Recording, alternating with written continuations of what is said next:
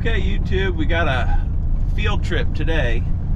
So since I've bought Image, I no longer need Bob on the farm right now, or in other words, I no longer can handle Bob on the farm. I don't want two stallions on my farm at the same time. I don't have good enough pins, and I'm just too busy for that. So Image is 25 years old. He's not going to last me forever, and Bob is 2. And he will last, 20 years of good breeding out of him. So I didn't really want to sell one of them.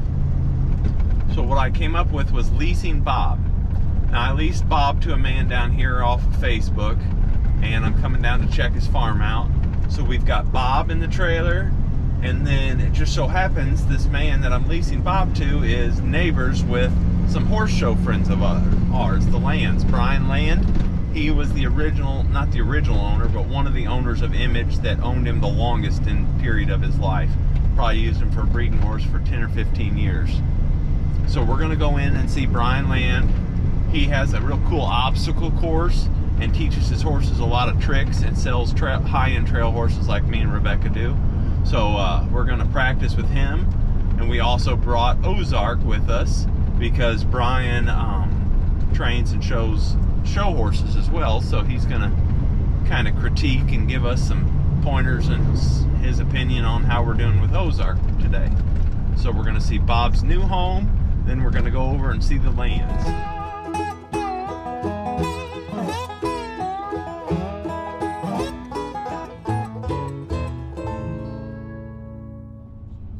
So it took us about an hour and 40 minutes to get from our farm to Bob's new pasture. We were excited to get there and see the mares he was going to be with and his new home. Jr Rosa. Calvin. Sarah, the trainer, but she works at Ava. She says she probably knows you. DQP. Oh, okay. He's good. And he's only a 2-year-old, so he'll grow a little bit. He'll be 3 in October. Cool. Do he look as good as his picture? Yeah, he's pretty. So once JR got Bob out of the trailer, he walked him around a little bit, and we kind of thought the mares would run up to meet him, but as you can see, they just stayed off in the distance. They got a little excited, but nobody ran up to see what was going on. So after a bit, JR let Bob off the lead rope, and we thought he'd make a beeline out there to the mares, but to our surprise, he went right to eating grass, and he stayed calm and collected, and eventually, slowly made his way out there. Thought he was going to come right to you. I thought he was too. He's going around. There he goes. So Bob has about 12 or so mares out there, and there were a handful of babies already born. So I'd say he's pretty happy and pretty busy about now. Well, are you happy with him? Oh, yeah.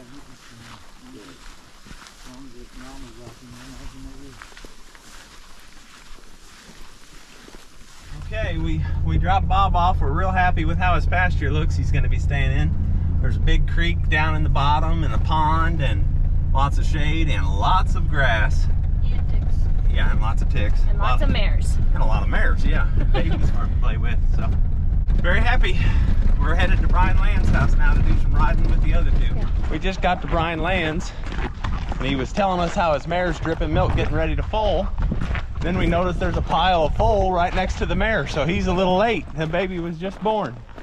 We're gonna check that out, and Brian's gonna show us some of his side passing techniques I've been watching on Facebook, and I was wanting to learn them. That was the main reason I wanted to stop by and see him today, if he'd show us. We gotta get over there and see that baby though. That's almost more interesting than a side pass.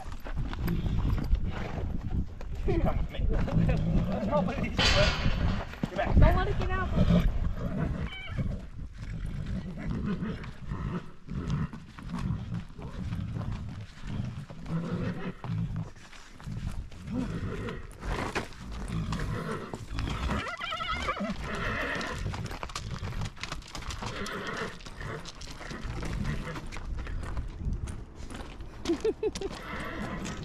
Take it.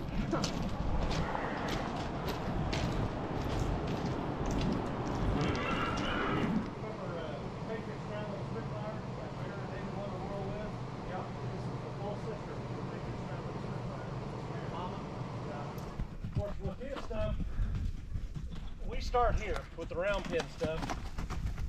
Whenever we point, that's her cue to speed up and go on. And then whenever I want her to change direction, I'll just take a big step. She's supposed to face me and then turn and go the other direction.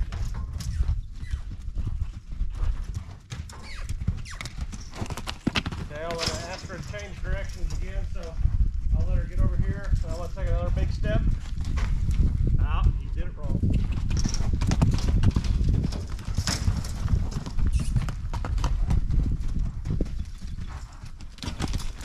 Yeah, I'm going to change directions again.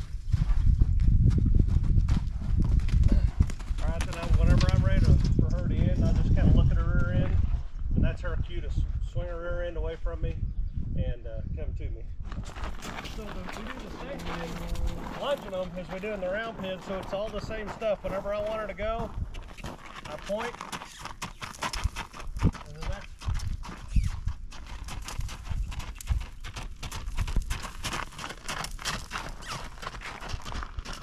then when I want her to change directions, I step over in front, send her the other direction, and then I'll look at her rear end whenever I'm ready for her to be done, and that's her cue. Swinging away when she missed it there. Okay, so once we teach all that stuff, of course, then we teach them to get, move out of our space. And then we want them to, whenever we look at the rear end, we want them to move their rear end. Okay, so if you teach them that there's the front end and the back end, we bring them over here, and we start it right here. Okay, we'll start with the front and then the back. The front, and then the back. And then the front, and then we just kind of keep adding to it, front, back. Alright. And then if she gets to lagging one way or the other, I'll just tap her in the front or the back. But when we first teach it, of course, all we ask for is one step, and then one step, and then one step. And then, heck, before you know it, they're just going right on. And then the same way when it's back to you. So here and here.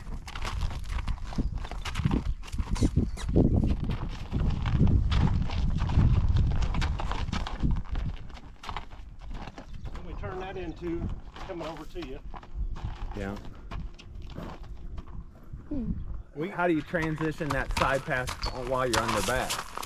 Well, the same way, like, so the first time, once they in it, you'll find too that if you'll teach them to side pass on the ground first, before you teach them to side pass, it's a lot easier, because then you still use the stick then at first. Then you just have her just act like you're not even up there. Yeah. And she does the side passing away. You get on and you just be touching her with the spur on that side, and she goes away, and then have her come to you. Same way, you just add your spur basically to what you're already doing. Cool. But like I always tell everybody on the coming side passing over to you, this is just important as the whole coming over to you, because if you don't do as much sending them away, then every time you stop, they want to come over on you all the time. They're always coming over to you. But so you've got to teach them to go away and wait till they're cued to come over. And every time she starts to come over, and like whenever I first got her on the fence, I don't know if you noticed or not, but the first time I asked her to go away, she was coming to me. And that's why they got to go away from you just as much, or if not, you're going to have that problem. Every time you stop somewhere, they're always going to be coming over, and they're going to step on your toe and everything else. Cool. You started in the round pen basically, but all that body language that you do in the round pen is the same stuff you do for all this. So you get to the back of the trailer, if I point, that's her cue to go in the trailer.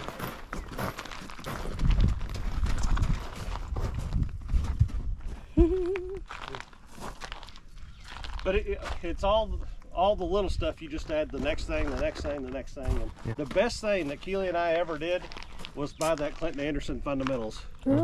We had horses for 20 years, and I told Terry, I said, we've sold horses for 20 years, and I never thought that.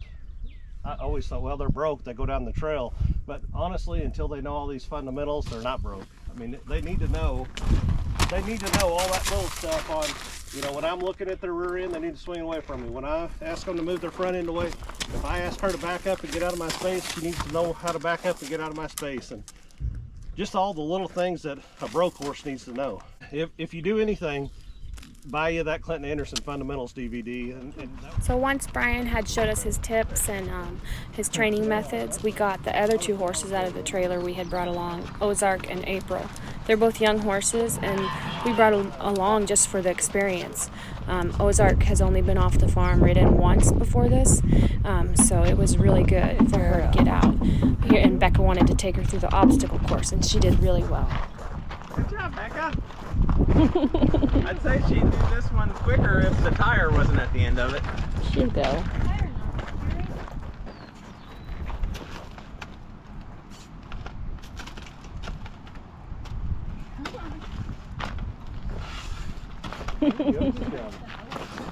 She likes Becca better than me.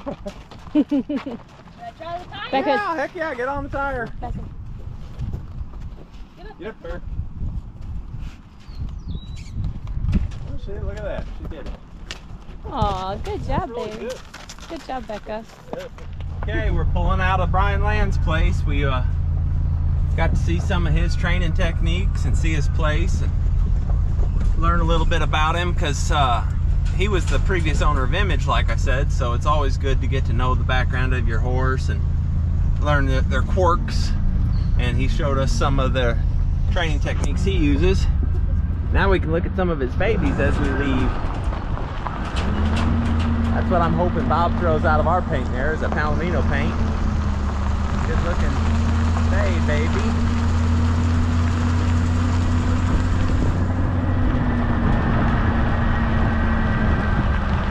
He's got a really nice looking herd.